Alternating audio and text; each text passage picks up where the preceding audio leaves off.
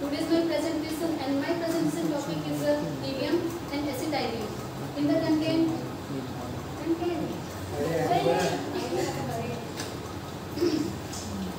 जो भी मैं इंडस्ट्रियल केसेस के नाम लिए उनका हम लार्ज स्केल देखेंगे, उनके यूजेस देखेंगे, उनका स्टोरेज देखेंगे और उनका हैजार्ड इन हैंडलिंग देखेंगे। ठीक है, तो सबसे पहले देखते हैं हेलियम के बारे में।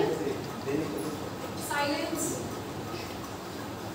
helium is a inert gas and it's odorless, it's a tasteless, it's a colorless। और हीलियम को फर्स्ट टाइम सन के एटमॉस्फेयर में डिस्कवर किया गया था और हीलियम मोस्टली नेचुरल गैसेस से इसको एक्सट्रैक्ट किया जाता है। तो देखते हैं लार्ज स्केल में इसका प्रोडक्शन कैसे करा जाता है। तो फर्स्ट स्टेप है एक्सट्रैक्शन। हीलियम को मोस्टली नेचुरल गैसेस से एक्सट्रैक्ट करते हैं, फिर क्रायोजेनिक सेपरेशन में उसको जो भी रो गैसेस मिक्सचर है उसको -93 डिग्री सेल्सियस में उस टेम्परेचर तक उसको करते हैं, जो भी रॉ गैसेस है उस मिक्सचर को। फिर और भी मोस्टली गैसेस होते हैं जिनको इस लो टेम्परेचर में कंडेंस किया जाता है। नेक्स्ट फिर इसमें जितने भी इम्प्योरिटीज होते हैं उन इम्प्योरिटीज को हटाने के लिए इसको कोल्ड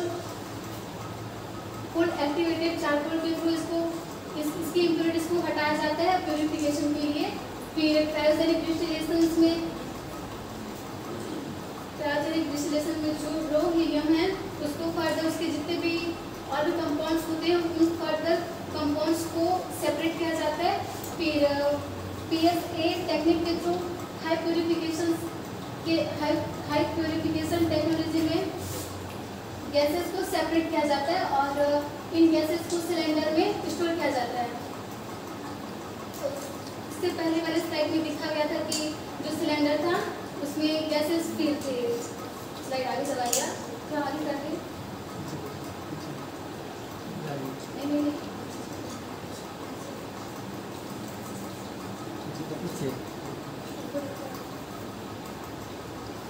हाँ, इस तरह सिलेंडर में फिर उन गैसेस को स्टोर करा जाता है। नेक्स्ट स्टोरेज, हाँ वही था। फिर कौन से कंट्रीज किस तरह से हीलियम का कितना प्रोड्यूस कर रहे हैं वो देखते हैं। तो इसमें USA, कतार, अल्जीरिया इसके मेजर प्रोड्यूसर हैं और USA तो हमें एक साल में कम से कम 175 मिलियन क्यूब मीटर प्रोड्यूस करता है।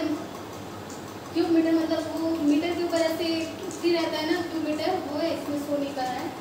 तो फिर उसके बाद रसिया जो 5 मिलियन क्यूब मीटर हर साल प्रोड्यूस करता है। नेक्स्ट और हीलियम के यूजेस कहाँ हो रहे हैं, कैसे हो रहे हैं वो देखते हैं। तो फिर जो समुद्र की गहराइयों में जो गोताखोर जाते हैं वो उसका यूज़ करते हैं। फिर अस्थमा के ट्रीटमेंट के लिए इसका यूज़ किया जाता है। उसके बाद एयरशिप और बलून्स में भी हीलियम गैस का यूज़ करते हैं। और हीलियम ज़्यादा मतलब हीलियम टॉक्सिक नहीं होता है और अगर इसको हम एयर के साथ में अगर थोड़ा भी अगर इनहेल कर लेते हैं मतलब वो हमारे अंदर चला भी जाता है तो ये बिल्कुल हार्मलेस होता है। फिर एसिटिलीन के बारे में देखते हैं। एसिटिलीन हाईली फ्लेमेबल होता है, ये जल्दी से आग पकड़ लेता है, उसके बाद ये कलरलेस होता है और ये इसमें एक अलग पिछड़े स्मेल होता है इसका। ऑर्डर इसमें होता है मैं बोलना, इसमें स्मेल होता है एकदम पिछड़े स्मेल होता है। उसके बाद इसका केमिकल फॉर्मूला, इसमें 2 कार्बन एटम्स होते हैं और 2 हाइड्रोजन एटम्स होते हैं। इसका फॉर्मूला वहाँ देख सकते हैं C2H2।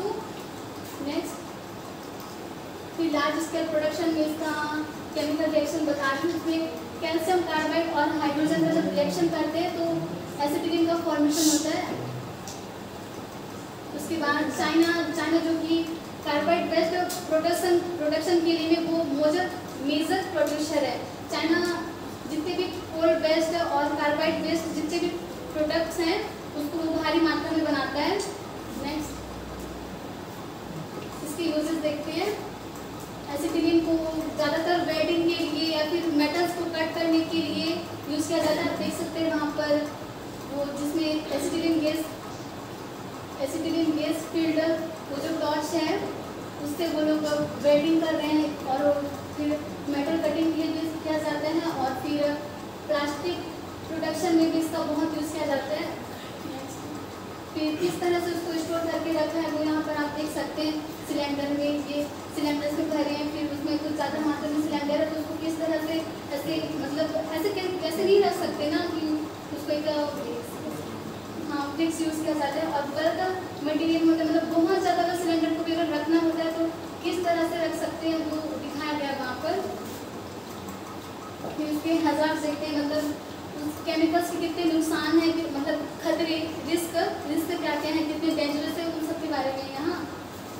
एक्सट्रीम फ्लेमेबिलिटी, एसिटिलीन बहुत फ्लेमेबल होता है और ये मतलब अगर हीट के कांटेक्ट में आता है तो जल्दी से ब्लास्ट हो सकता है।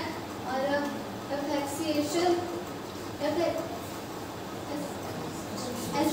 एस्फाइसिएशन, इसमें ये होता है कि जो एसिटिलीन है वो हाई कंसंट्रेशन में हो जाता है तो वो ऑक्सीजन को हटा देता है और इससे हमको सफोकेशन हो जाता है, मतलब सांस लेने में थोड़ी दिक्कत हो जाती है। और फ्रॉस्टबाइट, अगर डायरेक्ट लिक्विड एसिटिलीन के साथ डायरेक्ट कांटेक्ट में आ जाते हैं तो हमको एक फ्रॉस्टबाइट हो जाता है। Reference industrial gases and environment, BC Das की बुक से लिए और